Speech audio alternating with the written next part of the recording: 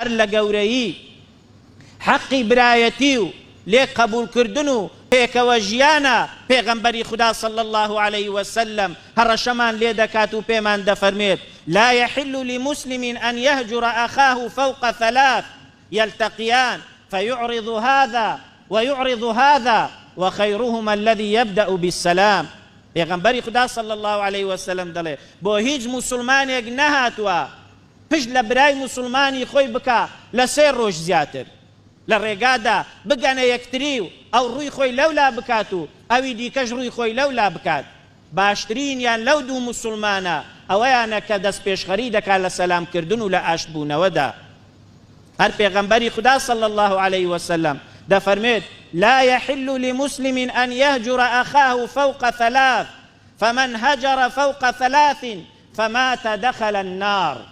بۆ هیچ مسلمانێک نەهاتووە پشت لە برای مسلمانی خۆی بکات و قسەی لەگەڵ نەکات لە 3 ڕۆژ زیاتر. هەر کەسێک لە 3 ڕۆژ زیاتر پشتی لە برای مسلمانی خۆی کرد و قسەی نەکرد لەو زیادەیەدا وەفات بکات دەچێتە ناو ئاگری جەهەندەمەوە. اینجا پێغەمبەری خدا صلی الله عليه وسلم لە ڕیوایەتێکی دیکەدا دەفەرمێت إلا أن يتداركه الله برحمته إلا ئەگەر ڕەحمەتی خدای پەروەردگاری بگاتێ و لەو گوناحەی خۆش بێت و نەیخاتە ناو ئاگری جەهەندەمەوە.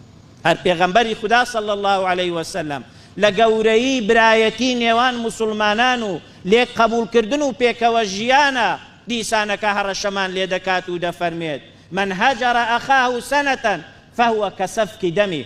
هەر کەسێک پشت لە براکەی خۆی بکات و قسەی لەگەڵ نەکات بۆ ماوەی ساڵێک با حیسابی ئەوە بکات گوناحەکەی ئەوەندە گەورەیە کە ئەنەما براکەی خۆی کوشتووە و خوێنی ڕێشتووە.